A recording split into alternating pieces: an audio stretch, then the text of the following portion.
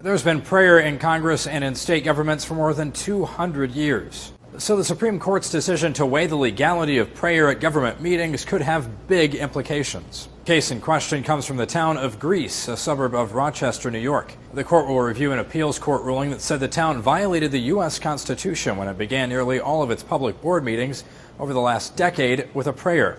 That led two Greece residents, one Jewish and the other atheist, to sue the town back in 2008 for allegedly promoting Christianity. Americans United for Separation of Church and State filed the suit on their behalf, with the organization's executive director writing in a statement, "A town council meeting isn't a church service, and it shouldn't seem like one." While most of the prayers were reportedly Christian, the town has defended its policy as non-discriminatory. It just happens that our method of selection has always been within the town of Greece, and Greece is, since it's predominantly Christian, we're going to get more Christian than non-Christian.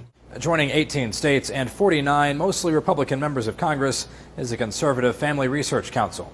It's filed a friend of the court brief in the case, arguing the U.S. House of Representatives has always allowed for the same practice. 30 years ago, the High Court ruled that prayer held in state legislatures did not violate the Establishment Clause of the U.S. Constitution, saying that those practices were deeply embedded in the history and tradition of this country.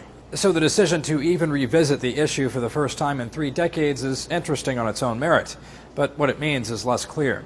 SCOTUS blog's Lyle Denniston, who's been covering the High Court for more than 50 years, predicts that justices could be preparing to make a major pronouncement on religion in the public sphere. Then again, he adds the High Court could just look at the practices of this one case in this one town. A hearing is expected in the Supreme Court's next term, which starts in October. For Newsy, I'm Zach Toombs. Multiple sources, a broader view.